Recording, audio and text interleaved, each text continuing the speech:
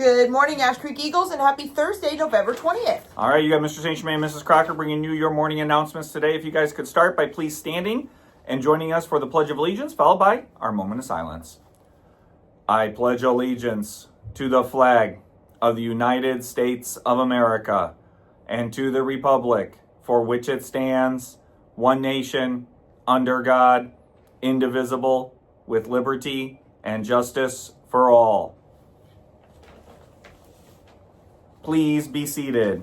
All right, Miss Crocker, we're on Thursday, 1 week from today's big Thanksgiving holiday. Yes, Looking forward to it. But what are we serving in the cafeteria today? All right, so today your options are chicken nuggets, hot dog, or grilled cheese sandwich. And then tomorrow for breakfast, you can have French toast, yogurt with bears, or cereal options. So no turkey nuggets. No. They're still the chicken nuggets. No, I think they're, what is that commercial for Chick-fil-A, eat more chicken? Yes, eat more Yep, chicken. All right, more that's chicken. the way we're going. All right, should be tasty in the cafeteria today. I know we got a birthday to celebrate. We sure do. So let's see, the 20th. Happy birthday, 5th grader in Miss Josie's class to Melanie. Happy birthday, Melanie. All right, get out there and enjoy it. Miss Crocker, I was just thinking about that. We're going to have a lot of birthdays to announce on tomorrow's morning announcements. Yes, we will, because we are going to need to be covering a full week. I know that we even have some staff birthdays happening over next week. Students, remember, we are not in school next week at all for students. We do have conferences on Monday, so if you have a scheduled conference, please do come for that. But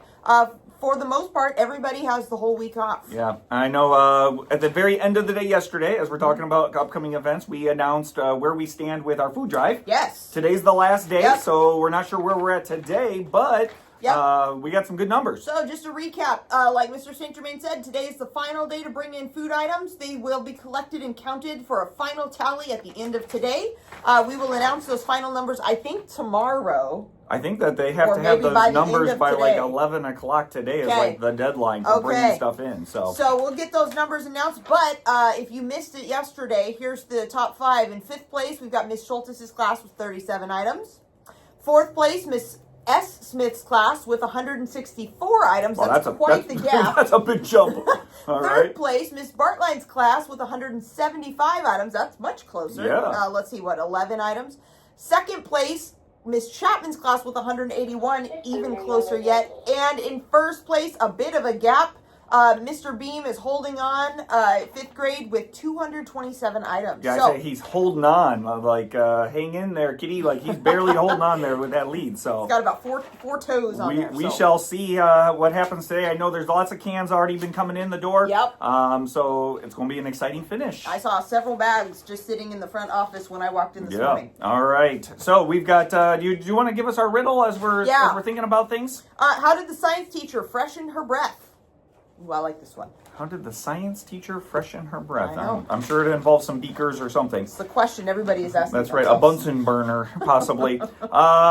With parent-teacher conferences happening, the book fair is also occurring. That's right. So I know many of you have peeked in the windows, and if you've had library, you've had a chance to preview the book fair set up with Miss Kelly. But today is our first grand opening for sales. It will be open for families coming in for the conferences tonight from 4 to 7 p.m. And then it will be open again on Monday, the entire day, 8 a.m. to 7 p.m. For families and community members to come in and do some shopping. Yeah, so if you're looking to get some books or posters or other supplies, materials, there's lots of good stuff in there. We had some preview day yesterday, and I know classes are coming through, so it should be fun. There's a lot of good books in there. All right. I know that one other piece that we're always looking forward to as we're talking about coming events is tomorrow's big field trip with the first graders. Yes, heading to OMSI, all the way up in Portland. Should be a lot of fun, and we're going to finish up the week with our Character Strong assembly, so school-wide assembly. So our first graders, you guys probably won't be able to participate, but we'll make sure we recognize you at the next one. Yes, we will announce. We are looking and recognizing students who have showed gratitude over the month of November. We will be introducing next month's, not year's, next month's character trait, and there will be some fun to be had at the assembly. First grade, don't worry. I know you're going to miss it this time. We will make sure that you are announced and recognized in December's assembly. So just like we did with the kindergartners after that first one, so because they weren't on full days quite at that time. So speaking of the field trip, I know you wanted to go over some SOAR expectations. We always want to review those SOAR expectations. You guys know what those expectations are, right? Say them with us. Be respectful, be responsible, be safe. So we're going to talk about the school bus. Since we're getting on a field trip, it's going to be a lot of fun on the school bus.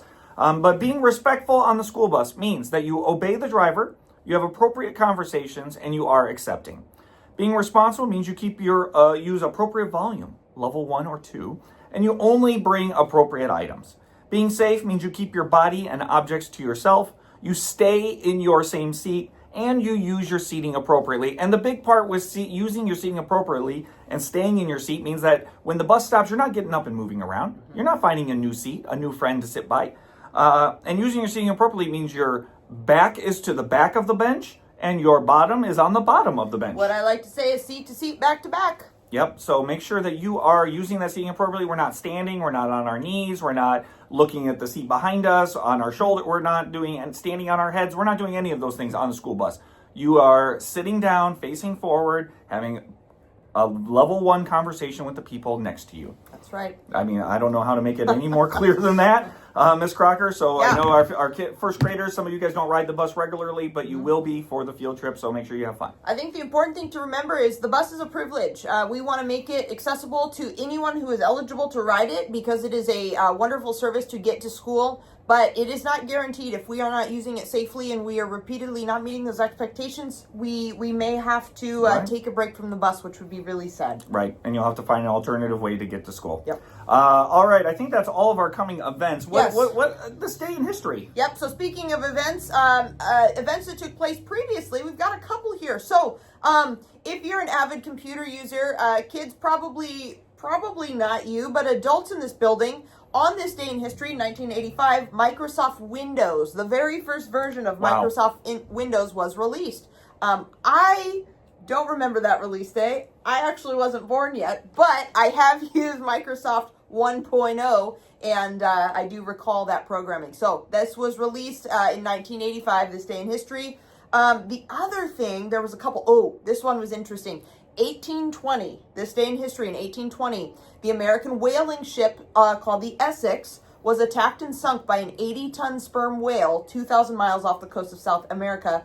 That is what inspired the literature Moby Dick. Wow. Herman Melville's Moby Dick. And so a real event happened in 1820, this day in history. Call me Ishmael. All right, that's a classic one. Some great literature there. Yep. So teachers, take a moment to review some classic literature. I don't think it's for sale in the book fair. Probably not. Probably not. But it would be could be in your local Goodwill. And how many movies have been made about it as well. Yes. So if you are interested in seeing the movie version, I'm sure that you can. I think there's one starring Chris Hemsworth. Yes. Thor himself. Mm-hmm. All right, Ms. Crocker, I think we're ready to find out what how the science teacher kept their breath fresh. Freshens her breath with experiments. Minty. Yes. Let's make today a great day. We're all starting better tomorrow than you are today. Have a Thankful Thursday. Out there, Eagles, and we'll see you out there.